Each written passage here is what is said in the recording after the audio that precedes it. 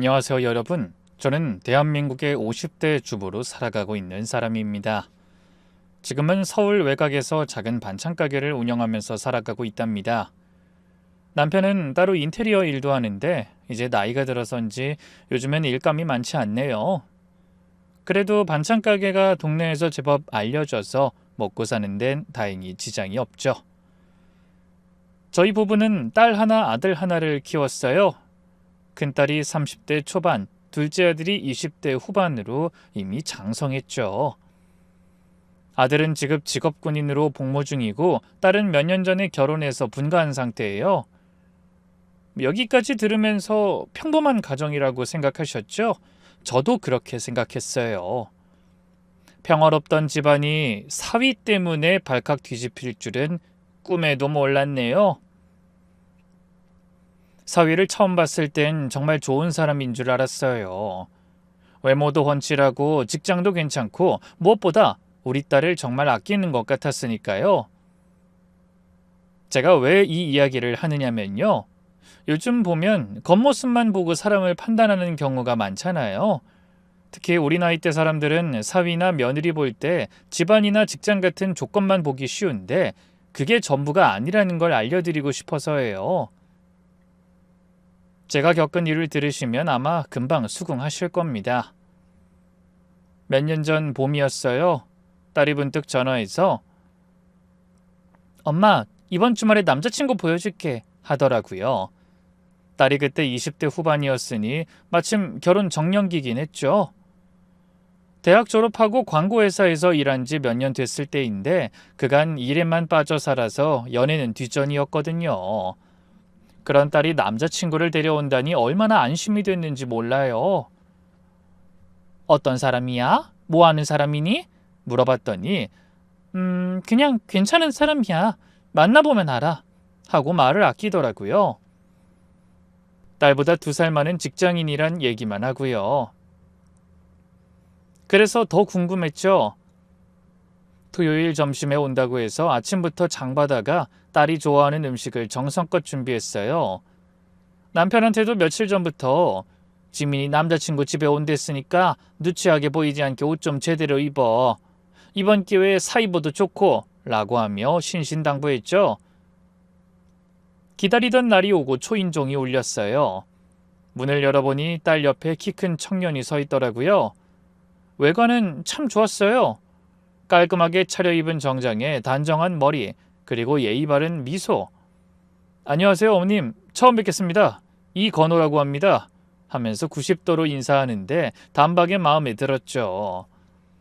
아무래도 저는 겉모습을 중요하게 여기는 타입이었나 봅니다.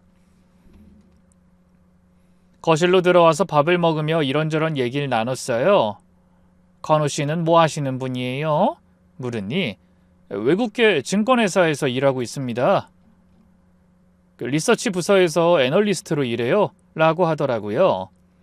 남편이 아이 그럼 적지 않게 버시겠네 하고 농담했더니 아직 신입이라 그렇게까진 아닙니다. 라고 하면서 겸손하게 웃었어요. 부모님은 뭐 하시고요? 제가 물었더니 아버진 작은 무역회사에 다니시고 어머닌 전업주부세요. 부산에 계십니다. 라고 답했죠. 아이고 부산이면 멀겠네. 자주 못 뵙겠어요. 라고 하니 한 달에 한 번은 꼭 내려가려고 해요. 부모님 연세가 있으셔서요. 하는 거예요. 효자구나 싶었죠. 굳이 흠집 하나를 잡자면 그런 게 있었어요.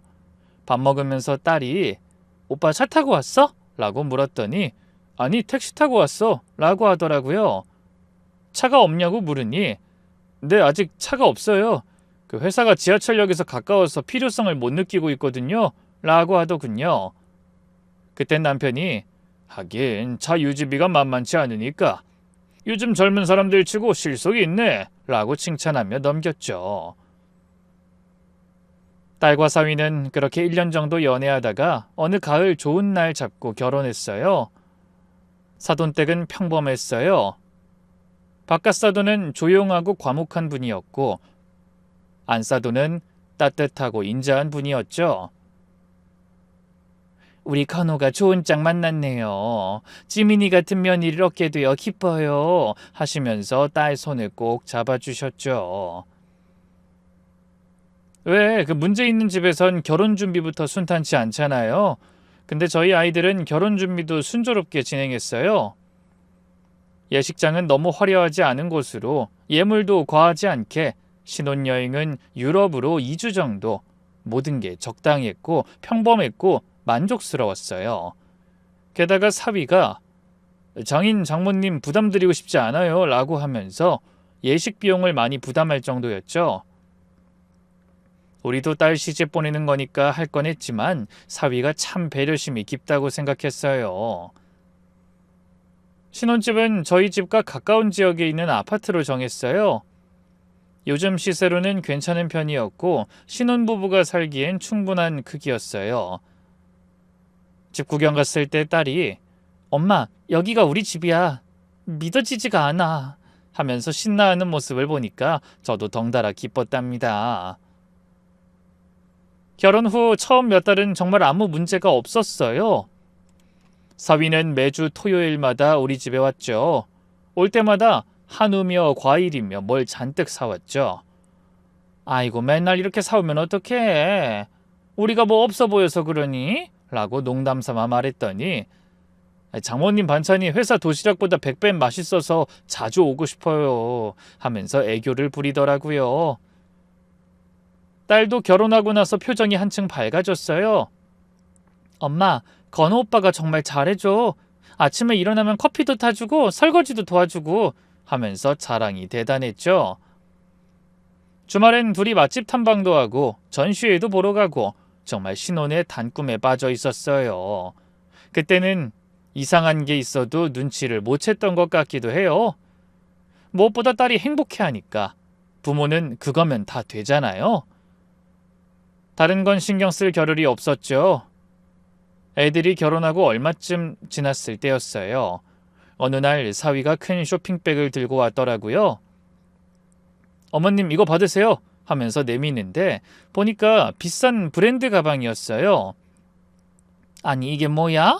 왜 이런 비싼 걸 사왔어? 깜짝 놀라서 물었죠. 장모님께서 저희 항상 잘 챙겨주시는데 저도 뭔가 해드리고 싶어서요. 받아주세요 하는 거예요.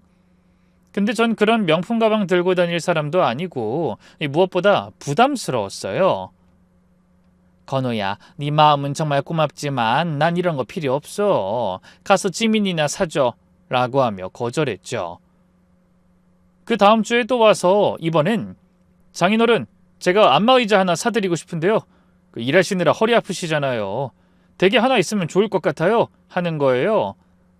남편이 한사코 거절하며 아니야, 우리 집에 안마의자 둘 데도 없고 그런 거 필요 없어 라고 했더니 그럼 반찬 가게에 새 냉장고라도 바꿔드릴게요.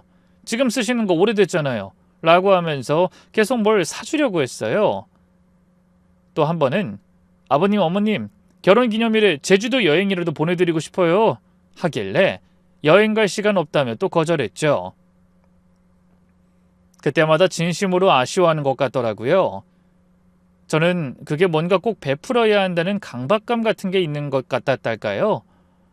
마치 큰 돈을 벌어들인 사람처럼 그 돈을 빨리 탕진해야 하는 사람처럼 느껴지더라고요. 잘해주려는 마음은 참 기특하지만 계속되는 건 부담스러워 제가 단호하게 거절했어요. 이서방, 뭐가 필요하면 내가 알아서 살게. 네가 그런 거 신경 쓸 필요 없어. 정말로 우리한테 효도하고 싶으면 우리 딸하고 잘 사는 게 최고야. 그것만 해줘. 라고 했죠. 남편도 옆에서 그래, 우리한테 돈 쓸 생각 말고 너희들이나 알뜰하게 살아 하고 거들었고요. 딸한테 나중에 건호가 왜 자꾸 우리한테 뭘 사주려고 하니? 하고 물었더니 오빠가 원래 그래요. 주변 사람들한테 잘해주는 걸 좋아해요. 회사 사람들한테도 맨날 커피 사주고 그런데요. 라고 하더라고요. 그때는 그냥 성격이 그런가 보다 했는데 지금 생각해보면 뭔가 미안한 마음, 돈으로 인정을 얻고 싶은 마음이 있어서 그랬던 것 같기도 해요. 그 다음에 여름, 우리에게 큰 기쁨이 찾아왔어요. 딸이 임신을 한 거예요. 엄마, 나 임신했어 하면서 전화가 왔을 때 얼마나 기뻤는지 몰라요. 첫 손주라니. 남편도 우리가 할아버지 할머니가 되는구나 하면서 좋아했죠. 사위는 예비 아빠가 되니까 더 열심히 사는 것 같았어요. 제가 더 열심히 일해서 우리 아기 좋은 환경에서 키울게요. 삶의 목표가 바뀌었어요 하면서 의욕이 넘쳤죠. 태교에도 적극적이어서 딸이랑 같이 클래식 음악회도 가고 태교 여행도 다녀오고 그랬대요. 그리고 곧 손자가 태어났어요. 이름은 지훈이, 3.4kg의 건강한 사내아이였죠. 사위를 빼닮아서 코가 오똑하고 이목구비가 뚜렷했어요. 산후조리원에 가서 처음 아기를 봤을 때 사위가 가족들한테 우리 지훈이 정말 잘생겼죠? 하면서 자랑하는 모습이 참 보기 좋았답니다. 사위는 약속대로 정말 자상한 아빠였어요. 회사 끝나면 바로 집으로 와서 아기 목욕시키고 기저귀 갈고 분유 먹이고 재우는 것까지 다 했대요.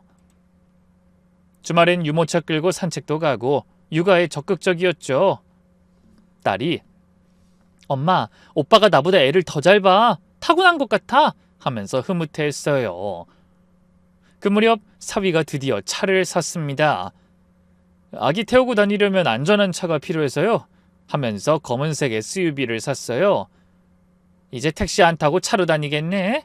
했더니 아니에요. 출퇴근은 여전히 대중교통이 편해요.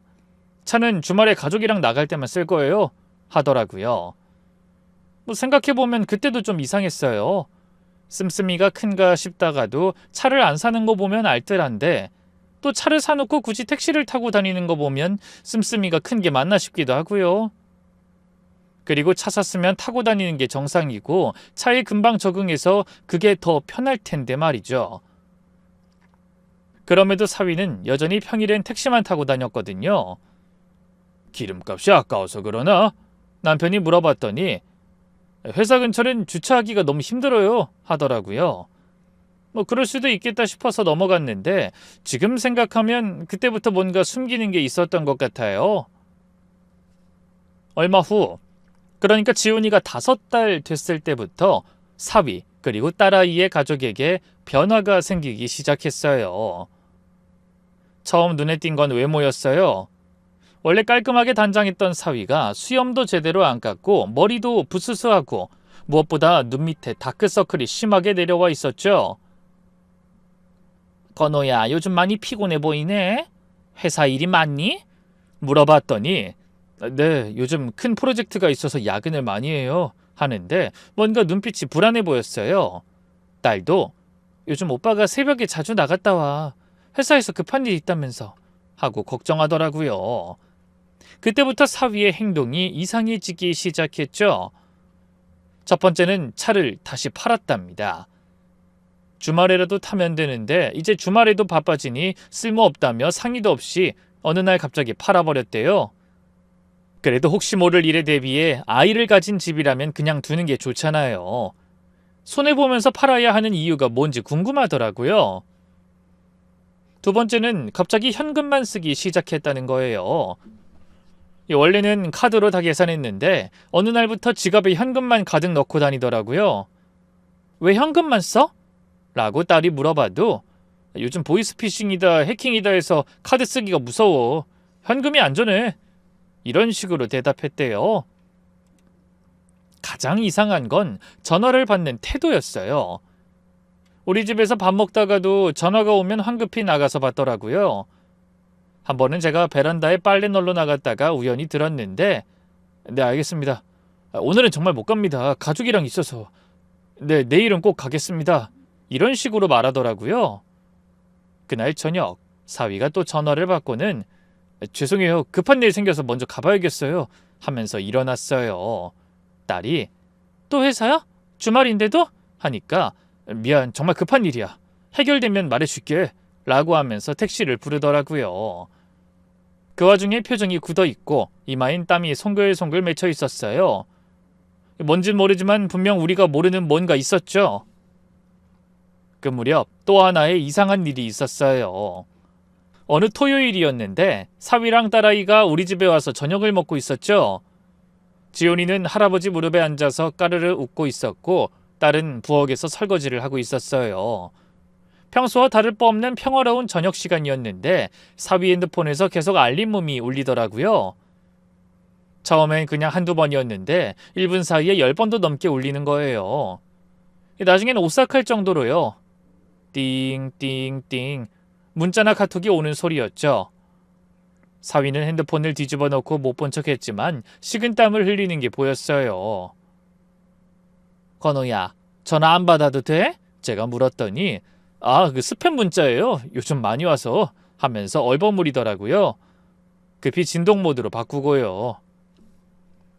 그런데도 너무 많이 울리니까 남편이 건우야, 무슨 스팸이 저렇게 와? 한번 확인해 봐라.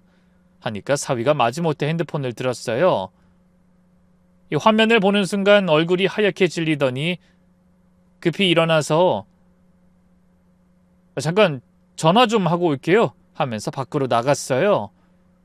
베란다 창문이 살짝 열려 있어서 목소리가 들렸는데 지금은 안 됩니다. 월요일까지 기다려주세요. 제가 약속 어긴 적 있습니까? 꼭 보내드릴게요. 이런 말들이 들렸어요. 목소리가 떨리고 있었고 간절하게 부탁하는 투였죠. 10분쯤 지나서 들어온 사위는 얼굴이 창백했어요. 이마에는 또다시 식은땀이 송글송글 맺혀 있었고 손을 가만히 보니까 미세하게 떨고 있더라고요. 무슨 일 있어? 딸이 걱정스럽게 물었지만 아무것도 아니야. 회사 일 때문에 좀 하고 둘러댔어요. 그날도 사위는 평소보다 일찍 일어났어요. 오늘은 일찍 들어가 봐야겠어요. 내일 중요한 미팅이 있어서 하면서 서둘러 나가더라고요. 딸이 현관까지 배웅하면서 오빠 정말 괜찮아? 얼굴이 안 좋은데 하니까 괜찮아, 걱정하지 마 하면서 억지로 웃어 보였죠. 그런데 다음 날 딸한테서 이상한 얘기를 들었어요. 엄마 있잖아. 어젯밤에 오빠가 인터넷 뱅킹으로 돈을 여기저기 보내더라고. 몰래 봤는데 300만 원씩 5군데나 보냈어? 하는 거예요. 어디로 보냈는데? 물으니까 몰라, 개인 계좌들이었어. 이름도 다 달랐고 무슨 김모씨, 박모씨, 이모씨 이런 식으로 라고 하더라고요. 건우한테 직접 물어봤어? 제가 걱정스럽게 물으니 딸이 한숨을 쉬면서 물어봤지. 그랬더니 회사 프로젝트 팀원들한테 선급금 준 거래. 나중에 정산 받는다고. 근데 엄마 이상한 게 뭔지 알아? 보내고 나서 바로 그 계좌들 다 삭제하더라고. 이체 내역도 지우려고 했는데 내가 먼저 봐버린 거지. 어두운 표정으로 이렇게 말하는 거예요. 그때부터 정말로 뭔가 우리가 모르는 심각한 일이 벌어지고 있다는 확신이 들었어요. 회사 돈을 빼돌린 건가? 아니면 누군가에게 약점이 잡혀서 돈을 뜯기고 있는 건가? 별의별 상상이 다 들었죠. 남편한테 얘기했더니 이거 혹시 보이스피싱 당하고 있는 거 아니야? 요즘 그런 사기가 교묘하다던데 라고 하더라고요. 하지만 뭔가 달랐어요. 보이스피싱이라면 한 번에 큰 돈을 보내지 왜 여러 계좌로 나눠서 보낼까? 그것도 정기적으로? 무엇보다 사위의 그 불안한 표정, 떨리는 목소리, 그런 게 단순한 사기를 당하는 사람의 모습은 아니었어요. 뭔가 더 깊고 어두운 곳에 발을 들여놓은 것 같은 느낌이었죠. 시간이 지날수록 사위의 행동은 더 수상해졌어요. 원래 주말마다 골프 치러 가던 사람이 요즘 허리가 아파서 하면서 골프를 끊었거든요. 듣자 하니 회사 동료들이랑 만나는 것도 피하고 대학 동창 모임도 다 불참했대요. 딸이 오빠 친구들이 섭섭해하는 것 같던데 왜 안 나가? 라고 해도 피곤해서 집에 있고 싶어 이러더라고요. 그 와중에 더 수상한 건 새벽 외출이 잦아졌다는 거예요. 어느 날 밤 딸이 전화해서 하소연을 했어요. 엄마, 오빠가 요즘 너무 이상해. 어젯밤에도 새벽 2시에 전화 받고 나갔다가 아침 6시에 들어왔어. 무슨 회사가 새벽에 부르냐고 물어봐도 대답도 안 해. 나 어떻게 해야 해? 이 상황에서 내가 뭘 해야 할지 모르겠어. 라고 하면서 울먹이더라고요. 그러다 한 번은 사위가 우리 집에 왔다 화장실 간 사이에 핸드폰을 놓고 갔거든요. 마침 문자가 와서 화면이 켜졌는데 박 과장이라는 사람한테서 온 문자였어요. 오늘 안 오시면 정말 곤란합니다. 이번이 마지막 기회입니다. 라고 써 있더라고요. 딸아이 말이 맞았구나. 심상치 않은 내용이라 가슴이 덜컥 내려앉았어요. 사위가 화장실에서 나와 핸드폰을 보더니 얼굴이 하얗게 질렸어요. 무슨 일 있어? 제가 모르는 척 조심스럽게 물어보니 아니에요. 그 회사 일인데 좀 복잡한 일이 있어서요. 하면서 말끝을 흐리더라고요. 그리고는 죄송해요. 저 급한 일 있어서 먼저 가봐야겠어요. 하면서 밥도 제대로 안 먹고 나갔어요. 박 과장이 정말 회사 사람이 맞다면 그 마지막 기회라는 게 뭐였을지 예상이 안 가더라고요. 그날 집으로 돌아간 딸한테서 전화가 왔어요. 아이처럼 울면서 하는 말이 엄마, 오빠가 통장에서 돈을 빼갔어. 3천만 원이나 하는 거예요. 적금 해지해서 빼갔다는데 이유를 물어도 급하게 투자할 때가 있어서 그랬어. 곧 채워놓을게. 이런 말만 반복한대요. 투자? 무슨 투자? 제가 물었더니 딸도 모른다는 거예요. 부동산인지 주식인지 물어봐도 대답을 안 해. 그냥 믿어달라고만 해. 라고 하면서 불안해하더라고요. 본인도 화를 내보고 설득도 해보고 울어보기도 했는데 안 통한다고 하면서요. 저도 걱정이 돼서 남편한테 얘기하니까 증권회사 다니는 사람이 투자 실패했나? 아니면 다른 문제가 있는 건가? 하더라고요. 그 무엇 하나 확실한 게 없어 우리 모두 그저 사위의 안위만 걱정할 수밖에 없었어요. 그 다음 달 정말 충격적인 일이 벌어졌어요. 딸이 아이를 안고 울면서 저희 집으로 찾아온 거예요. 엄마, 우리 집 관리비가 3개월이나 밀렸어. 오늘 관리사무소에서 독촉 전화가 왔는데 너무 창피해서 라고 하면서 서럽게 우는 거예요. 뭐? 관리비가 왜 밀려? 사위 월급은 어디 갔어? 물어봤더니 더 충격적인 얘기를 하더라고요. 작년부터 오빠가 통장 관리하기로 했거든. 관리비 같은 것도 다 오빠가 맡아서 하고 나한텐 생활비만 주고 있었는데 오빠가 한 달째 생활비를 안 갖다 줘. 물어보면 다음 달에 한꺼번에 줄게 이런 식으로만 말해. 라고 하는 거예요. 그뿐만이 아니었어요. 지훈이 어린이집 비용도 2달째 못 냈고 아파트 주차비도 밀렸대요. 그 꼴을 그냥 볼 수 없어서 제가 당장 은행 가서 500만 원을 찾아왔어요. 일단 이걸로 급한 거부터 해결해. 그리고 사위한테 도대체 무슨 일인지 따져 물어봐. 발만 동동거리지 말고 라고 못 박아 말했죠. 딸이 돈을 받으면서도 엄마 미안해. 이런 일로 손 벌리게 돼서 하면서 눈물을 뚝뚝 흘리더라고요. 그날 저녁에 보다 못한 제가 사위한테 직접 전화했어요. 이서방, 요즘 무슨 일 있어? 경제적으로 어려우면 우리가 도와줄 테니까 솔직하게 말해봐. 눈에 뻔히 보이게 말 돌리지 말고 라고 했더니 한참 동안 아무 말이 없더라고요. 그러다가 떨리는 목소리로 장모님 죄송해요. 제가 정말 죄송해요. 조금만 시간을 주세요. 제가 다 해결하겠습니다. 라고 하는 거예요. 어느 정도 예상하곤 있었지만 그렇게 들으니 또 가슴이 철렁하더군요. 도대체 무슨 일이야? 사업 실패? 보증 잘못 썼어? 아니면 투자가 잘못됐어? 제가 다그쳐 물어도 아니에요. 그런 게 아니에요. 제가 곧 해결할 일이니까 걱정 마세요. 이 말만 되풀이했어요. 결단코 말을 해주지 않으니 전화 끊고 나서도 불안한 마음이 가시지 않았죠. 그런데 며칠 후 정말 경악할 만한 사실을 알게 됐어요.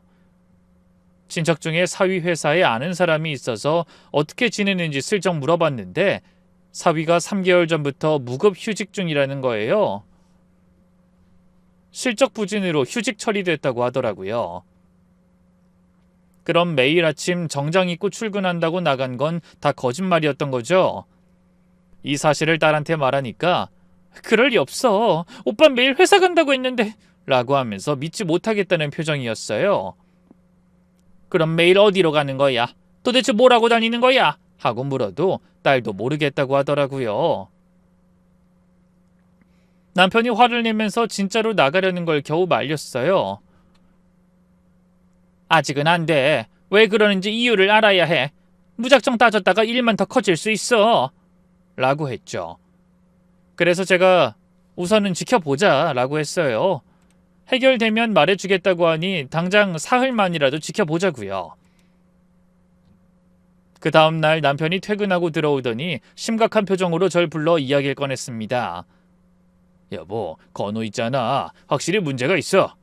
오늘 종로에서 거래처 사장님 만나고 오는 길이었는데 거기서 건우를 봤어. 라고 하는 거예요. 그래? 만나서 인사했어? 했더니 남편이 고개를 젓더라고요. 그게 아니야. 건우가 이상한 곳에서 나오는 걸 봤어. 이 전당포에서 나오더라고. 하는 거예요. 전당포? 제가 깜짝 놀라서 되물었어요. 그래, 금문방 옆에 있는 큰 전당포 있잖아. 거기서 뭔가 봉투를 받아 들고 나오는데 주변을 계속 살피면서 불안해하더라고. 나랑 눈 마주칠 뻔했는데 급히 택시 타고 가버렸어. 남편 말이 사실이라면 이 또한 정말 심각한 일이었죠. 혹시 시계나 귀금속 같은 거 맡긴 건 아닐까? 제가 물으니 남편이 글쎄 뭐 그런 거 같기도 하고. 근데 왜 전당포까지 가서 돈을 구하지? 은행 대출도 있고 우리한테 말하면 될 텐데 하면서 의아해했어요. 그날 밤 딸한테 조심스럽게 물어봤어요. 지민아, 혹시 집에 있던 귀중품 없어진 거 없니? 시계나 보석 같은 거. 했더니 딸이 잠시 물건을 확인하러 갔어요. 서둘러 확인해보고 나서 다시 돌아왔는데 이렇게 말하더군요. 어? 그러고 보니 오빠가 결혼기념일에 사준 까르띠에 시계가 안 보여. 보석함에 늘 있었는데? 300만 원이 넘는 명품 시계였대요. 게다가 보석함에 있던 목걸이도 하나 없어졌다고 하더라고요. 오빠한테 물어볼게 하는 딸을 제가 말렸어요. 잠깐, 아직 물어보지 마. 좀 더 지켜보자 라고 했죠. 다음 날 더는 참을 수 없던 남편이 전당포에 다녀왔습니다. 사장과는 몇 번 오가며 본 터라 구면이었기에 조심스럽게 물어봤대요. 그러자 사장이 젊은 남자가 최근 한 달 사이에 3번 정도 왔다 갔다고 하는 겁니다. 시계, 목걸이, 반지를 맡기고 갔다고 하더라고요. 전당포 사장 말을 더 자세히 옮기자면 그 젊은 남자가 곧 찾아올 테니 잘 보관해달라고 신신당부했대요. 근데 이상한 건 맡기면서도 혹시 자기 이름을 댄 여자가 찾으러 와도 절대 주면 안 된다. 아무리 가족이라고 해도 라고 했다는 거예요. 그때 남편이 사위 사진을 슬쩍 보여줬더니 맞아요, 이 사람이에요 했대요. 이거 정말 큰일이야. 마누라 몰래 집 물건 팔아먹는 거잖아. 내가 당장 가서 따져 물어봐야겠다. 내가 사위는 버려서 고쳐놔야지 하면서 씩씩대는 남편을 달래느라 진땀을 뺐어요. 제발 좀 참아. 딸 생각도 해야지. 섣불리 나섰다가 부부 사이만 틀어지면 어떡해? 했더니 그럼 언제까지 보고만 있을 거야?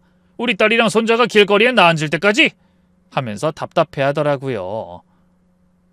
맞아요. 이쯤 되면 정말 뭔가 크게 잘못되고 있다는 게 확실해졌죠. 무언가에 쫓기고 돈을 인출하고 생활비도 끊고 전당포에 물건 맡기고 회사는 휴직하고 도대체 그 돈이 다 어디로 가는 걸까? 사실 저도 조급한 마음이 들었어요. 하지만 아직은 때가 아니라고 생각했죠. 좀 더 확실한 증거를 잡아야 했어요. 그래서 다음 날부터 본격적으로 문제점을 찾아보기로 한 거예요. 남편도 그래, 확실하게 잡아서 빠져나갈 구멍이 없게 만들어야 해 하면서 동의했죠. 저는 가만히 있을 수 없었어요. 사위가 도대체 어디로 가는지 뭘 하는지 직접 확인해야겠다고 마음먹었죠. 딸한테 내일 건우 나가면 엄마한테 바로 연락해. 넌 지훈이랑 집에 있어. 지훈이 괜히 불안하지 않게 마음 잘 다잡고 라고 말했고요. 다음 날 아침 7시 반 딸한테 전화가 왔어요. 엄마, 오빠 방금 나갔어. 오늘도 정장 입고 나갔는데 하더라고요. 저도 급히 준비해서 딸네 아파트로 갔어요. 그날 우선 딸네 집을 뒤져보고 사위 동태를 살피려고 했거든요. 1시간 후쯤 1층 건물 주차장에 도착했는데 그때 마침 사위가 멀리서 택시에서 내리는 게 보이는 겁니다. 이상했어요. 나갔다가 다시 돌아온 거잖아요. 근데 더 이상한 건 아까 입고 나간 정장이 아니라 운동복 차림이었다는 거죠. 또 다른 택시를 잡아타길래 저도 황급히 차에서 내려 다른 택시를 잡아탔어요. 아저씨, 앞 택시 따라가 주세요. 너무 가까이 말고요. 라고 했더니 기사님이 의아한 표정으로 쳐다보더라고요. 아마 드라마를 너무 많이 봐서 정신 나간 사람으로 보였겠죠. 하지만 저한텐 드라마보다 더 긴장되는 순간이었어요. 사위가 탄 택시는 서울 외곽으로 향했습니다. 공장지대 같은 곳을 지나 허름한 건물 앞에서 멈췄죠. 간판도 없는 회색 건물이었는데 아침인데도 왠지 으스스한 느낌이 들었어요. 사위가 주변을 살피면서 건물 안으로 들어가는 걸 봤어요. 저도 택시기사님에게 양해를 구하고 근처에서 기다려달라 말했어요. 그리곤 택시에서 내려 조심스럽게 건물 근처로 갔죠. 그런데 입구에 덩치 큰 남자 둘이 서 있더라고요. 문신이 팔뚝 가득하고 험상궂게 생긴 사람들이었어요. 무서워서 가까이 갈 수가 없었죠. 대신 건물 옆 골목으로 돌아가서 기다렸어요. 3시간이 지나도 사위가 안 나오더라고요. 그러다 정오쯤 되니까 사람들이 우르르 나오기 시작했죠. 그중에 사위도 있었는데 얼굴이 완전히 망가져 있었어요. 머리는 땀으로 젖어 있고 눈은 충혈되고 셔츠는 구겨져 있었죠. 손에는 검은 비닐봉지를 들고 있었는데 뭔가 묵직해 보였어요. 도대체 뭘 하는 거지? 회사는 휴직했다면서 왜 이런 수상한 곳을 돌아다니는 거지? 혹시 불법적인 일에 연루된 건 아닐까? 온갖 상상이 다 들었어요. 집에 돌아와서도 그 생각뿐이었죠. 남편한테 얘기했더니 이건 정말 심각한 일인 것 같은데 혹시 사채업 같은 거 하는 거 아니야? 하면서 걱정하더라고요. 더는 참을 수 없었습니다. 답답해 가슴이 터질 것만 같았거든요. 이제는 정말 진실을 알아내야겠다고 결심했어요. 딸도 손자도 지켜야 하니까요. 그래서 다음 날부터 다시 한번 본격적으로 미행하기로 마음먹었죠. 전문 흥신소에 맡길까도 생각했지만 일단 제가 직접 해보기로 했어요. 이미 한번 의도치 않게 해봤고 어려울 건 없겠더라고요. 남편한테 이 사실을 말하면 놀라면서 반대할 게 뻔하니 제가 알아서 하기로 하고요. 며칠 후 평일, 드디어 사위를 끝까지 미행해보기로 결심한 날이었습니다. 새벽 5시에 일어나서 준비하는데 남편이 침대에서 몸을 일으키며 나도 같이 사위 집에 가겠다 라고 하더라고요. 아니 당신은 회사 가야 하잖아. 그리고 남자랑 같이 다니면 더 눈에 띄어 하고 자세한 사정은 말하지 않은 채 말렸죠. 남편이 한숨을 쉬면서 그럼 핸드폰 위치 추적 켜놓고 무슨 일 생기면 바로 전화해. 위험한 곳 가지 말고 하면서 걱정하는 모습에 마음이 찡했어요. 아침에 집을 나서서 딸네 아파트 근처 24시간 편의점에서 김밥이랑 커피를 사서 차 안에서 먹으며 기다렸어요. 어느덧 시간이 되니까 아파트에서 출근하는 사람들이 하나둘 나오기 시작하더라고요. 혹시나 사위가 일찍 나올까봐 긴장하면서 현관을 주시했죠. 7시 반쯤 되니까 드디어 사위가 나왔어요. 그런데 평소와 달리 정장이 아닌 캐주얼한 차림이었어요. 청바지에 후드티, 그리고 캡모자까지 눌러쓰고 있었죠. 더 이상한 건 가방을 2개나 들고 있었다는 거예요. 하나는 평소 들던 서류 가방이고 다른 하나는 까만색 큰 스포츠 가방이었는데 뭔가 묵직해 보였어요. 사위가 아파트 정문을 나서자마자 주변을 두리번거리더니 큰 길로 나가서 택시를 잡았죠. 제 차로 미행할까 했는데 번호판이 찍힐까봐 걱정되더군요. 그리고 택시기사가 함께 있는 게 마음 편하기도 했고요. 그렇게 저도 바로 뒤따라 택시를 탔어요. 그리고 이번에도 똑같이 이야기를 했어요. 아저씨, 저 앞차 따라가 주세요. 너무 가까이 붙지 마시고요. 그러자 기사님이 백미러로 절 보면서 아줌마 무슨 일 있으세요? 남편 바람 피우나 의심돼요? 라고 하시더라고요. 네, 뭐 비슷한 거예요. 하고 얼버무렸죠. 첫 번째로 간 곳은 의외로 시중은행이었어요. 여의도에 있는 큰 지점이었는데 사위가 내리면서 택시기사한테 무슨 말을 하고 내리더라고요. 택시가 가지 않는 걸 보니 아마도 기다려달라고 한 것 같았어요. 저도 택시기사님에게 기다려달라고 한 뒤 차에서 내려 은행 유리문 너머로 지켜봤어요. 사위는 은행 안에서 누군가와 만났어요. 정장 입은 남자였는데 구석자리에서 뭔가 서류를 주고받더라고요. 10분쯤 지나니까 사위가 나왔는데 표정이 많이 어두워져 있었어요. 그리고 손에 든 서류 가방이 더 두툼해진 것 같았죠. 대기하고 있던 택시를 타고 다시 출발했어요. 두 번째로 간 곳은 역삼동의 한 오피스텔이었어요. 겉보기엔 평범한 주상복합 건물인데 지하 주차장으로 들어가더라고요. 저도 따라 들어갔는데 사위가 지하 2층에서 내려서 어디론가 가는 거예요. 조심스럽게 따라가 봤더니 VIP 전용 라운지라는 팻말이 보였어요. 문 앞에는 검은 양복 입은 경호원 같은 사람이 서 있었는데 사위를 보더니 고개를 숙이며 인사하더라고요. 딱 봐도 자주 오는 손님인 것 같았죠. 저는 들어갈 수가 없어서 차에서 내려 주차장 기둥 뒤에 숨어서 기다렸어요. 1시간쯤 지났을까요? 갑자기 안에서 고함 소리가 들렸어요. 야, 너 장난하냐? 오늘까지라고 했잖아! 굵은 남자 목소리였죠. 이어서 뭔가 부딪히는 소리와 함께 여러 사람의 웅성거림이 들렸어요. 너무 무서워서 도망가고 싶었지만 사위가 걱정돼서 참고 있었죠. 잠시 후 문이 벌컥 열리고 사위가 뛰쳐나왔어요. 얼굴은 빨갛게 상기돼 있었고 등은 땀으로 젖어 있었어요. 뒤따라 나온 덩치 큰 남자가 야, 이거 너 다음 주까지야. 못 갚으면 너희 집에 찾아간다. 하고 소리쳤어요. 사위는 고개를 푹 숙인 채 네, 알겠습니다. 꼭 갚겠습니다. 하면서 비굴하게 대답했죠. 세 번째로 간 곳이 진짜 문제였어요. 구로구 쪽 공단 지역인데 낡은 공장들이 질비한 의신연스러운 곳이었죠. 사위가 들어간 건물은 겉보기엔 폐업한 인쇄공장 같았어요.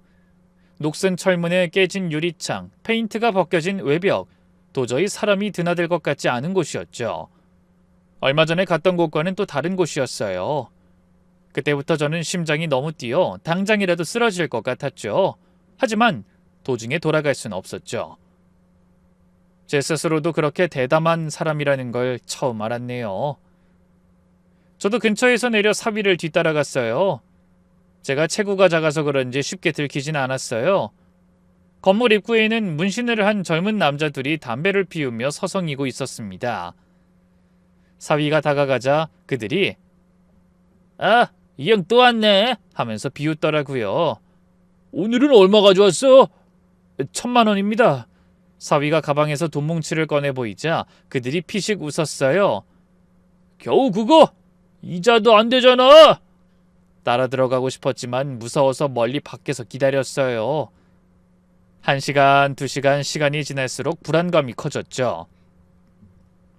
그러다 점심시간쯤 되니까 그때 봤던 것처럼 또다시 건물에서 사람들이 우르르 나오기 시작했어요.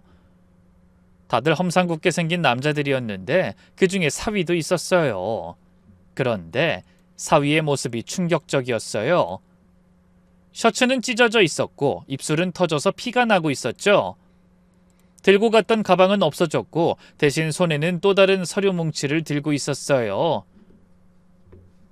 비틀거리며 걷는 모습이 안쓰러우면서도 화가 났어요. 사위가 골목 끝에서 벽에 기대어 한참을 서 있더라고요. 그리고는 핸드폰을 꺼내 전화를 걸었는데 여보 나야 오늘 회사 일이 좀 있어서 늦을 것 같아. 지훈이 잘 봐줘 하는 거예요. 딸한테 거짓말하는 걸 직접 들으니 정말 화가 치밀어 올랐죠. 오후쯤 돼서 사위는 또 다른 곳으로 이동했어요. 이번엔 성수동의 허름한 상가 건물이었는데 1층은 폐업한 카페였고 2층부터는 뭘 하는지 알 수 없는 곳이었죠. 그나마 밝은 대낮이라 덜 무섭더군요. 주변을 지나다니는 사람들도 좀 있었고요. 사위가 건물 옆 비상계단으로 올라가는 걸 봤어요. 3층에서 멈춰서 철문을 두드리더니 누군가 문을 열어줬죠. 그냥 볼 수만은 없어서 저도 살금살금 따라 올라갔어요. 3층 복도에 다다르니 담배 연기와 함께 시끄러운 소음이 들렸죠. 카드 섞는 소리, 칩이 부딪히는 소리, 그리고 욕설과 환호성이 뒤섞인 왁자지껄한 소리들. 그랬습니다. 도박장이었어요. 모든 퍼즐이 맞춰지는 것 같았습니다. 문 옆 창문으로 살짝 안을 들여다봤는데 충격적인 광경이 펼쳐져 있었어요. 넓은 홀에 테이블이 10개 넘게 놓여 있었고 각 테이블마다 사람들이 빼곡히 둘러앉아 도박을 하고 있었죠. 정확히는 모르지만 온갖 종류의 도박이 벌어지고 있었어요.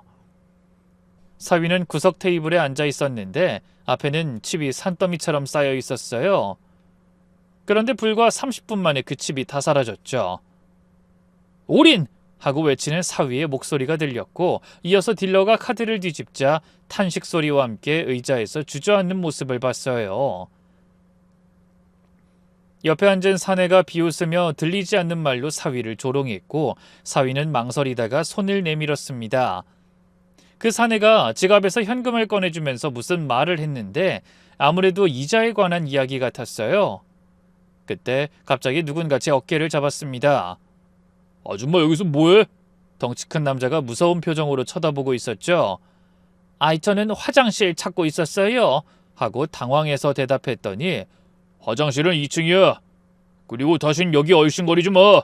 하면서 계단으로 밀어내더라고요. 밤이었으면 큰일 날 뻔했죠.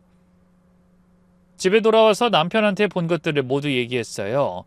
남편은 듣는 내내 얼굴이 굳어지더니 도박의 사채까지?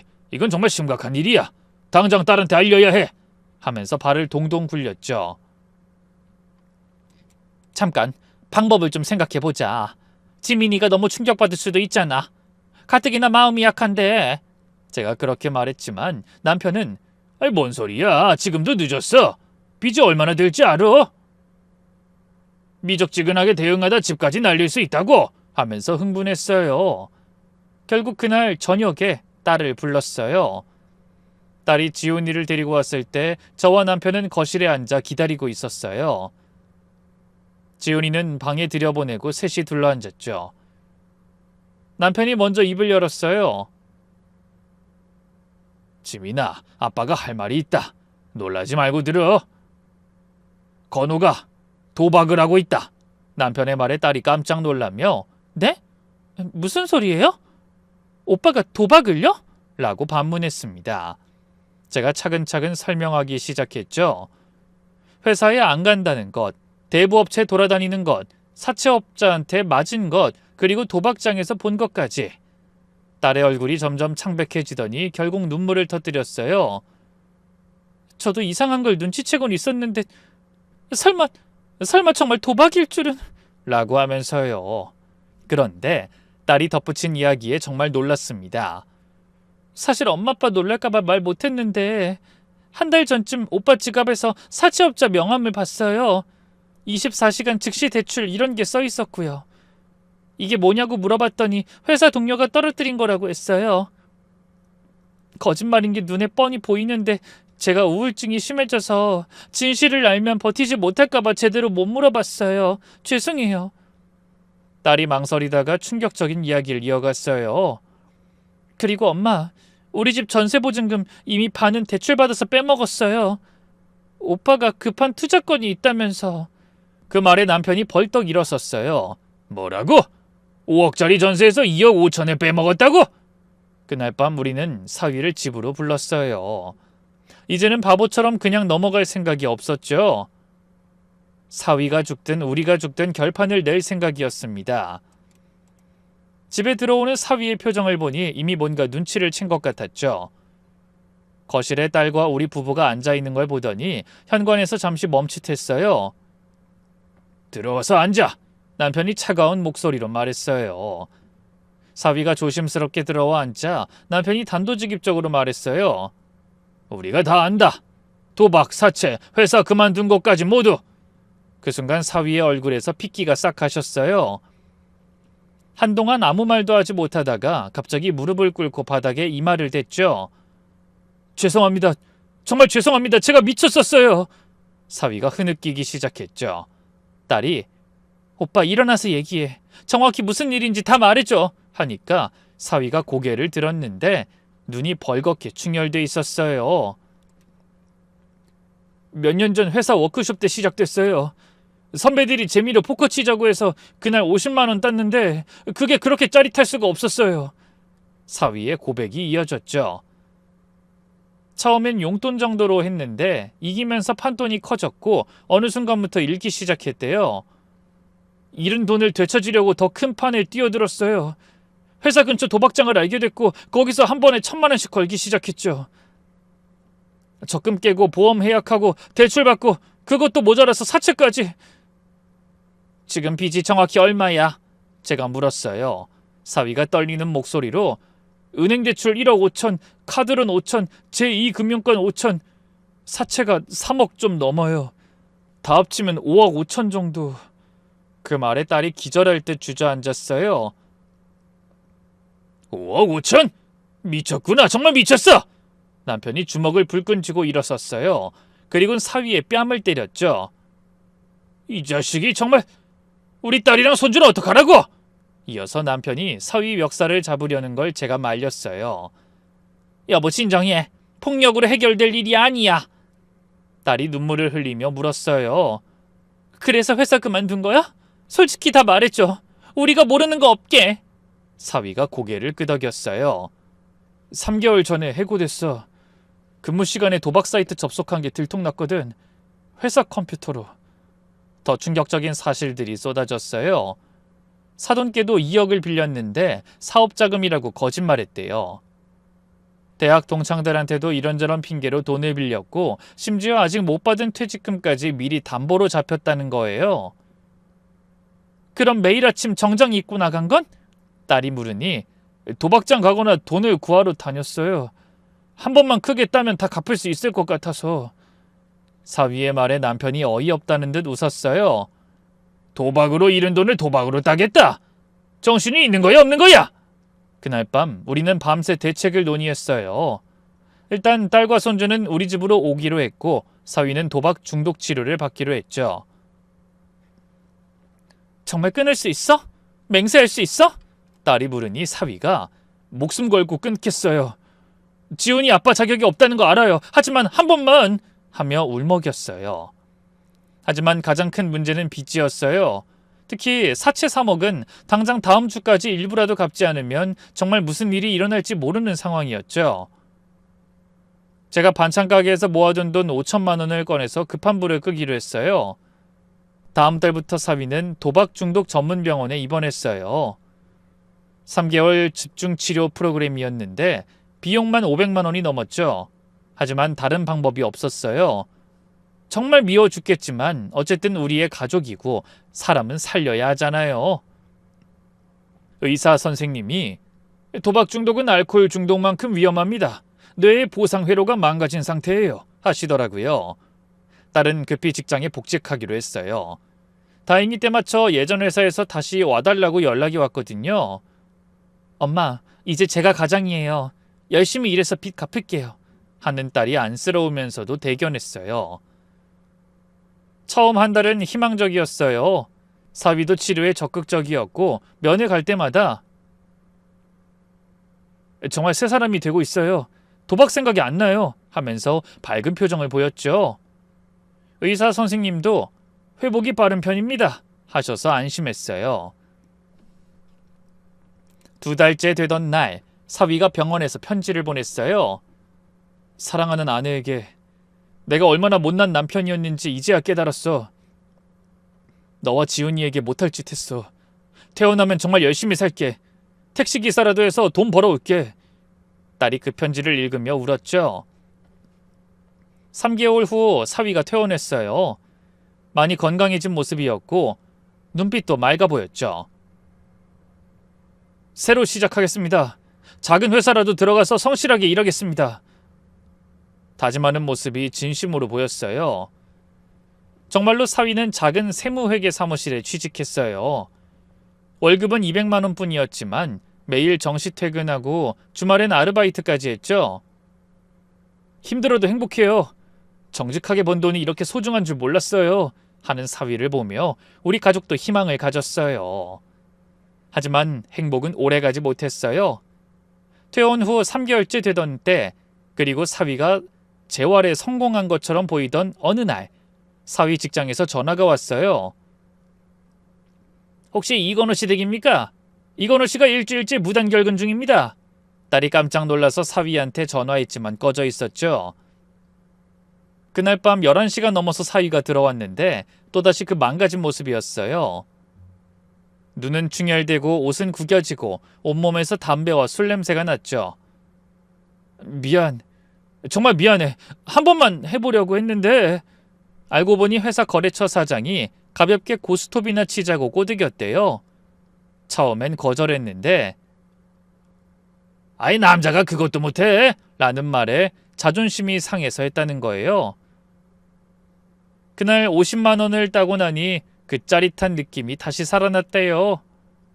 그래서 그 다음 날도 어느새 또 도박장을 찾아다니고 있었어요. 미친 거 알아요. 하지만 멈출 수가 없어요. 사위가 바닥에 무릎 꿇고 울면서 말했지만 이번엔 아무도 동정하지 않았어요. 더는 할 말이 없더군요. 딸이 차가운 목소리로 말했어요. 이제 끝이야. 더는 못 참아. 당신은 절대 안 변해. 그리고는 서랍에서 이혼 서류를 꺼냈죠. 오래전에 이미 변호사와 상담했어. 양육권은 당연히 내가 가질 거고 양육비는 기대 안 해. 그냥 깨끗하게 헤어지자. 사위가 한 번만, 정말 마지막으로 한 번만 더 기회를 하고 매달렸지만 소용없었어요. 딸은 단호했죠. 당신 때문에 지훈이까지 불행해질 순 없어. 이혼해. 그렇게 사위를 돌려보낸 뒤 사위 부모님이 급히 집을 찾아왔어요. 사전 연락도 없이 우리 집 초인종을 누르시더라고요. 안녕하세요, 사돈. 저 건우 엄마예요. 잠깐 뵐 수 있을까요? 하는 목소리에 불안한 예감이 들었죠. 거실에 앉자마자 사위 어머니가 눈물을 쏟으셨어요. 사돈댁, 우리 건우가 큰 잘못을 했다는 거 알아요. 하지만 한 번만 더 기회를 주시면 안 될까요? 옆에 앉아 계신 사위 아버지는 굳은 표정으로 제가 평생 모은 퇴직금을 다 털어서 빚을 갚겠습니다. 그러니 이혼만은 하고 말씀하시더라고요. 알고 보니 사위가 부모님께 거짓말을 또 했더라고요. 도박빚이 5억이 넘는다는 건 숨기고 1억 정도만 있다고 했대요. 그것도 사업 실패로 생긴 빚이라고 둘러댔고요. 제가 조심스럽게 진실을 말씀드렸더니 사위 아버지가 충격을 받으셨어요. 5억? 도박빚이 5억이라고요? 하시면서 주저앉으시더라고요. 사위 어머니는 우리가 잘못 키웠나 봐요. 하나뿐인 아들이라고 너무 오냐오냐 했나? 하시면서 한참을 우셨어요. 저도 마음이 아팠지만 현실을 직시해야 했죠. 그때 사위 아버지가 갑자기 제가 집을 팔겠습니다. 30년 된 아파트지만 3억은 나올 거예요. 하시는 거예요. 깜짝 놀라서 아니에요. 그럴 필요 없어요. 노후 자금인데 했더니 자식이 이렇게 됐는데 노후가 뭐가 중요합니까? 하시더라고요. 하지만 딸은 단호했어요. 어머님, 아버님, 빚이 해결되더라도 저희는 이미 함께할 수 없는 관계예요. 오빠는 치료를 받아도 계속 재발할 거예요. 저와 지훈이는 더 이상 불안하게 살 수 없어요. 딸의 말에 사위 어머니가 며느라, 제발 우리가 무릎이라도 꿇을게 하시면서 정말로 무릎을 꿇으려 하셨어요. 그 광경을 보는데 정말 마음이 찢어졌어요. 부모 마음은 다 똑같으니까요. 하지만 어쩔 수 없었어요. 도박 중독은 가족 모두를 파괴하는 병이고 우린 이미 너무 많은 기회를 줬으니까요. 결국 사위 부모님은 우리가 못난 아들 둬서 죄송합니다 하시며 눈물을 흘리면서 돌아가셨죠. 나중에 들으니 사위 부모님은 정말로 집을 팔아 아들 빚을 일부 갚아주셨대요. 그리고 본인들은 작은 월세방으로 이사 가셨다고. 자식 때문에 노후 자금까지 날리신 거죠. 이게 도박의 무서운 점이에요. 중독자 본인뿐만 아니라 온 가족을 나락으로 떨어뜨린다는 거. 이후 결국 딸과 사위는 이혼했어요. 재판 과정에서 사위의 도박 중독과 거액의 빚, 가정 파탄의 책임이 모두 인정됐고 딸이 친권과 양육권을 모두 가져왔죠. 사위는 법정에서도 다시 시작하게 해달라고 애원했지만 판사님도 도박 중독은 가족을 파기하는 중대한 과실이라며 딸의 손을 들어줬어요. 이혼 후 빚을 갚기 위해 닥치는 대로 일을 하던 사위는 결국 택시 운전을 시작했다고 하더라고요. 그렇게 매일 타고만 다니던 택시를 이제는 직접 모는 신세가 된 거죠. 한 번은 제가 시장에서 장을 보고 나오는데 택시 한 대가 제 앞에 서더라고요. 무심코 탔는데 운전기사가 어머님 하는 거예요. 사위였죠. 어쩜 그런 우연이 있을까요? 많이 야위고 초췌해진 모습이었어요. 잠시 침묵이 흐른 뒤 제가 이 앞에서 내려줘요 하고 차갑게 말했어요. 지금 딸은 새 직장에서 인정받으며 열심히 일하고 있어요. 팀장 승진도 했고 연봉도 많이 올랐죠. 엄마, 이제 혼자서도 잘 살 수 있어. 난 이제 걱정 마요. 하며 씩씩하게 웃는 모습이 대견합니다. 지훈이도 할아버지 할머니의 사랑을 듬뿍 받으며 밝게 자라고 있어요. 가끔 아빠는 왜 안 와? 하고 물을 때면 가슴이 아프지만 아빠는 멀리서 일하고 계셔 하고 둘러대죠. 언젠간 진실을 말해야겠지만요. 이 일을 겪으면서 깨달은 게 참 많아요. 도박은 정말 무서운 중독이고 한 번 빠지면 헤어나오기 힘들다는 것, 작은 거짓말도 쌓이면 큰 재앙이 된다는 것, 그리고 가족이라도 끝없이 용서할 수 없다는 것을요. 가끔 택시 지나가는 소리를 들으면 그때 일이 떠올라요. 여러분도 주변에 이상한 징조가 보이는 사람이 있다면 절대 그냥 넘기지 마세요. 특히 도박은 조금이라도 의심되면 바로 개입해야 해요. 우리 사위처럼 모든 걸 잃고 나선 늦습니다. 잘 나가는 증권맨이 도박 중독으로 모든 걸 잃다니, 이 인생이란 게 정말 한치 앞을 모르는 거네요. 지금은 그저 딸과 손자가 행복하게 사는 것만으로도 그저 감사한 마음입니다. 긴 글 읽어주셔서 감사해요. 여러분의 오늘의 행복이 깃들기를 바랍니다.